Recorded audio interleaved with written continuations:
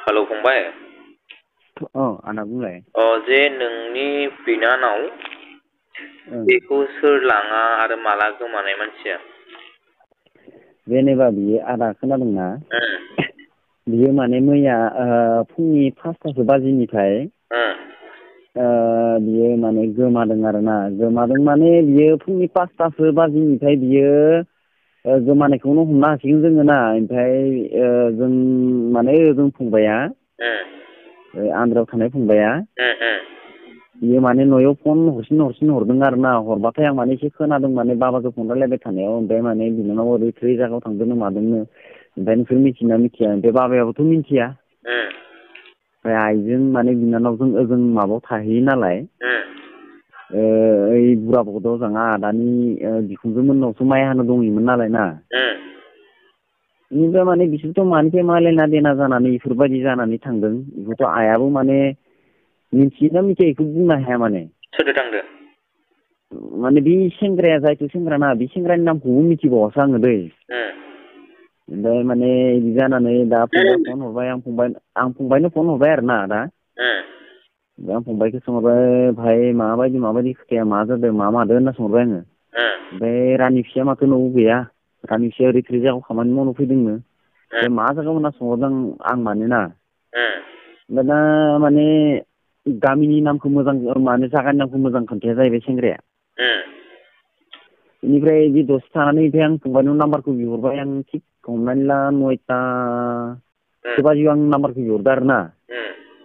ओमफ्राय 9:00 बाजिसो रायलायलायनाय जादों नालाय ओमफ्राय बिहरबाथाय ओमफ्राय हरबाय फंबाया नाम्बारखौ ना नाम्बारखौ हरबाथाय आं डाइरेक्ट बिनानाव लोगो फन थुहरबाय माने आङो ओमफ्राय बिनानावनि नाम्बारा सुइस अफ बे हौवासानि नाम्बारखौ बिहरबाय आं हौवासानि नाम्बारखौ हरबाय माने फंबाया दा आं हौवासाजों फन रायलायहरबाय आरोना बे जायथु मानसि आंनि बिनानावखौ लांग्रा आं बिदि फन रायलायहरबाय माने ओमफ्राय होमबानिया बुंहरबाय आं बुंहरबाय माने बाबु नोङो अबेनि होनना सोंहरबाय आङो अदालगुरिनि होनबाय माने ना अदालगुरि मा जायगानि होनना सोंहरबाय आङो मानो नांगौ जायगानि नामखौलाय जाथारबाय आं अदालगुरिनिल' होनथारबाय माने बियो ना आरो डिस्ट्रिक्टआ मा गोलैयो बाबु खोन्थालाय होनना बुंबाय आङो ओमफ्राय बुंबाय माने डिस्ट्रिक्टखौलाय मानो नांगौ जाथारबाय आंखौ ओमफ्राय जेनेबा आं बुंबाय माने आंनि बिनानावखौ नोङो माबोरै नोङो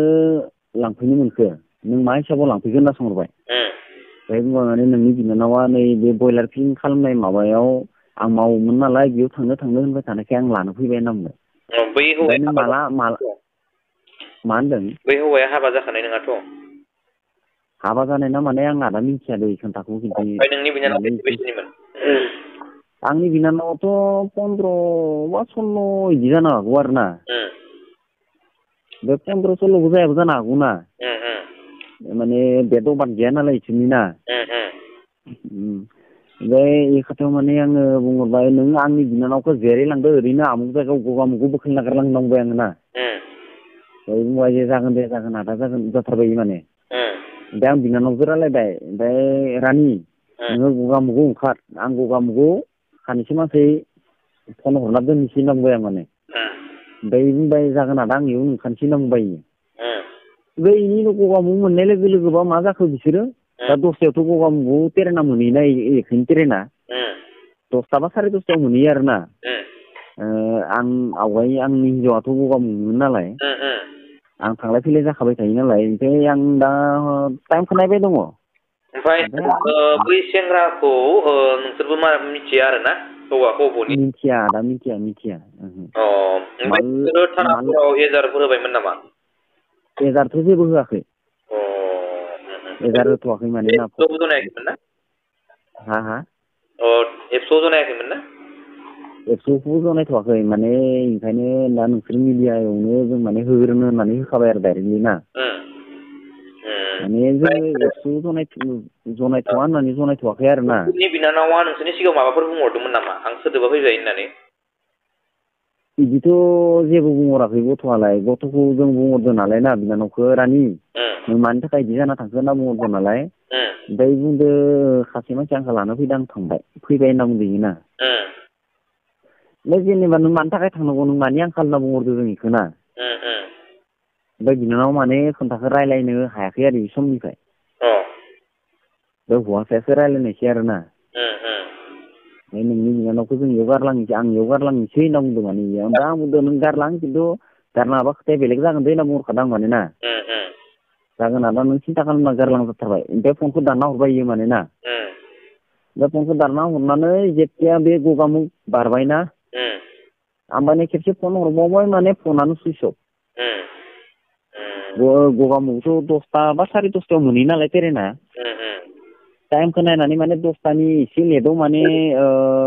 10ता र' बेसेबा मिनिटआव आं फन हरदोंमोनलै बे गथ'नो ओमफ्राय हरफिनबाथाय माने मबाइलानो सुइस अफ बिदि जाहैबाय माने आंनि बिनानावनियाथ' माने फुंनिफ्रायनो सुइस अफखा आंबो माने बि सेंग्रानि नाम्बारजों रायलायबाय दंमोन आरो दै आदा माने आं इखौल' बुंनो सानो माने आंनि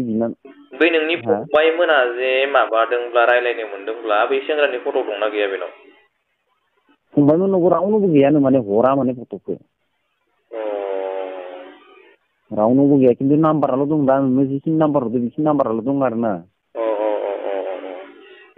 दा माने आं इखौल' बुंनो सानो आरोना आदा नोंसोर जेनेबा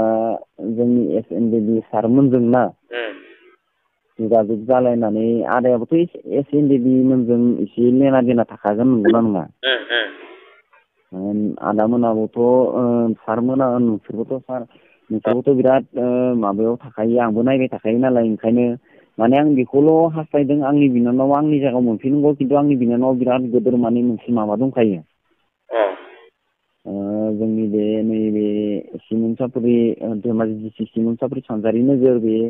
माबानि गेजेरावनो जोंनि 3 नम्बर नावखाता आरो बे उलुसापुरि गामिजों माने सासे सेंग्राजों बे आंनि बिनानावजों माने मोनसे एग्रिमेन्ट दंखायो खोनादों दा जेनेबा नोंनि बिनानावनि थाखाय जोंनि बर' समाजनि रायजो राजाफोरनिसिम मा खावलायहरनो सानो जे नोंनि बिनानावखौ बहाबाफोर नुयोब्ला मा बुंहरनो सानो आं बेखौ बुंनो सानो आदा आं आखाइ फारनै खजबनानै आङो खर' गंग्लाय बुंनो सानो जोंनि बर' समाजनि रायजो राजा आइ आफा बिदा फंबायमोनखौ ना आंनि बिनानावखौ अबावबा जुदि नुयोबा बा केरेला बेंगालर बा माबा मोनसे गवा चेन्नाइफोराव नुयो खिन्थु बिसोरो नैबे आं स्क्रिमाव आंनि नाम्बारखौ होना हो आदायाना बे आंनि नाम्बार होनायाव माने आंनि बिनानावखौ लोगो मोनोबा खिन्थु आङो SNDB सारमोनखौबो आं आखाइ खजबै खावलायहरो खिन्थु बिसोरबो जुदि लोगो मोनोबा हमनो हायोबा खिन्थु बिसोरो आंनि बिनानावखौ जों लोगो मोनोबा जोंनो खबर हरनांगौ आरो जोङो SNDB सारमोना गुवाहाटिसिम बा माबासिम लामा होफैयो खिन्थु जों बिसोरनोबो माबा मोनसे मुल्यखौ होगोन अब्लाबो माने आंनि बिनानाव मोनफैनांगौ आरो ना मा नाम बिनानावनि नामा सेफालि बर' लिरो सेफालि बर' सेफालि बर' आंनिफ्रायबो बेखौ बुंनो सानो जोंनि बर' समाजनि रायजो राजा गासैनिसिमबो मोनसे खावलायहरनाय बे सेफालि बर' बिनानावखौ सोरबाफोर नुसनबायोब्ला हमनानै दोनगोन आरो दिकियाजुलि डिस्ट्रिक्ट दिकियाजुलि नङा सरि बाक्सा मा होनोमोनलाय उदालगुरि डिस्ट्रिक्टनि मानगोनां रायजो राजा बिब' बिनानाव गासैनिसिमबो बिदा फंबाय नोंथांमोननिसिम मोनसे खावलायनाय बे नैबे नाम्बारखौ मिन्थिगौब्ला जोंनिसिम कल खालामनानै फोरमायहरगोन सोरबाफोर मिन्थियोब्ला नाथाय सेफालि बर' बिनानावनि बैसोआ दासो 15-16 बोसोर जादों मानोना 15-16 इयार्स जादों बेहा दानो जुलि जानो हानायनि सम जायाखै बेनिखायनो आं खावलायो गासैनिसिमबो आखाइ खबजबै बिथांखौ बहाबाफोर नुयोब्ला न' फारसे फोरमायहरगोन नोंसोरनि एड्रेसा फंबाय जोंनिया माबा सिमेन्सापुरि सानजारि नोगोर सानजारि नोगोर 3 नं नावकाटा गामिनि 3 नं नावकाटा गामिनि मा नाम नोंसिनि आफानि नामा माखन बर' आफानि नामा ना औ माखन बर' बिथांनि फिसाजो सेफालि बर'खौ न' फारसे हमनानै दैथायहरगोन आरो माबा मोनसे बुंबावनो सानो नोंनि बिनानावनि थ्रुयै आंनि बिनानावनि सायाव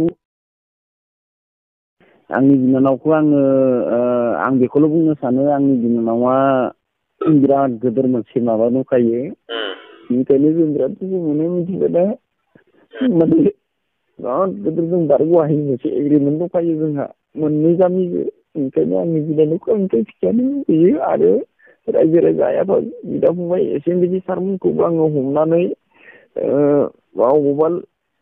नागिरनानै लाबोनो हानायखौ आं नाजायो ओंखायनो आं माने आखाइ फारनै फज'नानै खावलायहरनाय थायो आरोना